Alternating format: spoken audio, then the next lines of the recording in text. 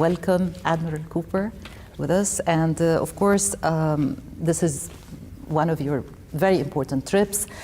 Would you tell us what are your priorities as the new CENTCOM commander, and why are these priorities important? Well, first, it's great to be here in the Arab Republic of Egypt. It's great to spend some time with you. This is my first interview in my capacity, so it's a great honor to spend time with you and the people of the region. As to your question specifically, I think Bright Star 25 is a great example of Egypt, in this case, bringing together more than 40 countries from around the world and focusing on interoperability and strengthening partnership, strengthening this great relationships and doing it in a unique way at a very large scale. So I came here to be able to shine a light on the good work that's been done by the Egyptian military.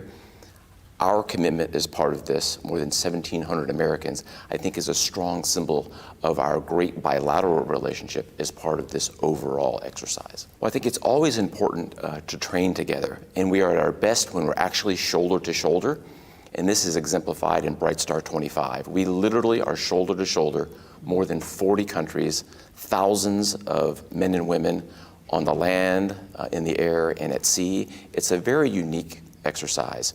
And I'm here to demonstrate the U.S. commitment to the exercise. 4 years ago, we had about 600 troops here. Now we have more than 1,700. So I think you see the importance of this, not just for the United States, not just for the United States and Egypt, but I think it's a great example where we have a partner, in this case Egypt, bringing so many countries together. The U.S. is helpful, but Egypt is leading it. This is a great model for the rest of the region that I look to replicate in other parts. Okay, how does this exercise fit into the regional security? The security of this whole region now it's at stake at many places. So how does this exercise fit into the security of the region? Well, I think it's a key exercise, and it sets a great example of what we want exercises to look at in the future. Led by our partners, integrated with the United States, but integrated with as many partners as we can. In this case, more than 40 partners, thousands of men and women, and we're doing it not just in one dimension or domain. It's in the air with multiple partners. It's on sea with multiple partners, and it's on the land. That's very sophisticated. It's difficult to pull together, but I think it's a great example of what we want the future to look like. Okay. The region, as you know, of course, is facing ongoing wars and threats. So can you describe the significance of this training just under this regional threats that we're facing on daily basis now? I think the uniqueness of Bright Star 25 can be summed up in three ways. Its scope, its scale, and the complexity. There are not many countries in the world that could pull this together like Egypt has done, and I give high credit to the Egyptian military for being able to do that and do it in such a way that we advance our interoperability. And I think that's the key to future regional cooperation and security, bringing forces together from around the world, certainly partners around the region, and integrating them in a unique way to enhance the security. Okay, how does the United States rely on Egypt to help maintain regional stability and, of course, combat terrorism? Well, of course, the United States and Egypt have had a decades-long strategic relationship. In my case, I'm very familiar with our military-to-military relationship. I've been here many, many times over the years. This is actually my fourth Bright Star exercise, 3 times previously at sea. And this time observing from land. And actually, I'm a second-generation Bright Star veteran. My father served in Bright Star more than 40 years ago. So I think this is a great example professionally of sophistication and complexity coming together.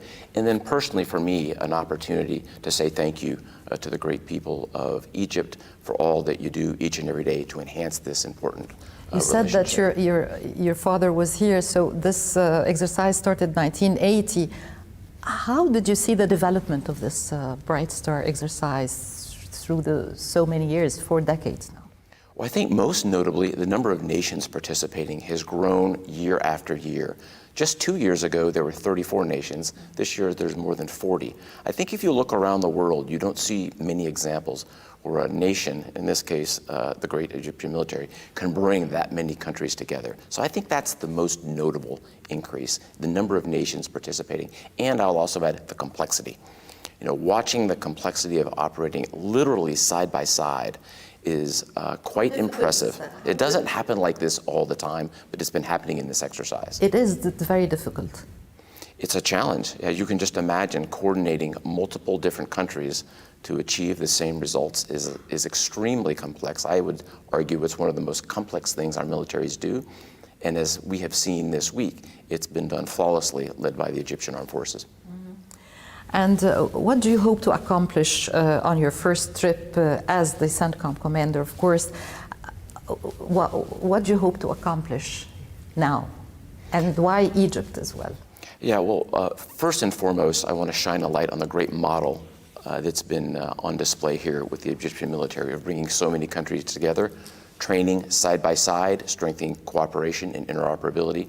It's also an opportunity for me to visit with both senior civilian and senior military leaders and talk about matters on a bilateral basis. This was a great opportunity to do it. I very much enjoyed my time.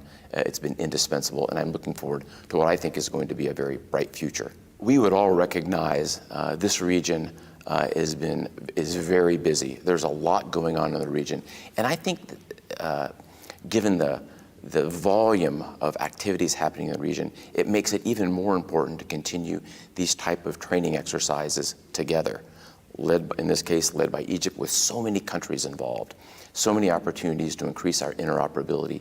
These are the things that we want to be able to continue to do in the future, and that's why I'm here. It's great to be back here in Egypt. This is probably my 10th time I've been here in the last couple of years. I've had the privilege of visiting Egyptian cities and towns all around the country, mostly along the coast, but some time here in Cairo as well. And each time I visited here, I've got a greater appreciation for the rich culture and rich heritage, and it's just so wonderful to be back. So thank you for the opportunity. Admiral Cooper, I'll say thank you so much for your time and for the honor of giving us your first interview.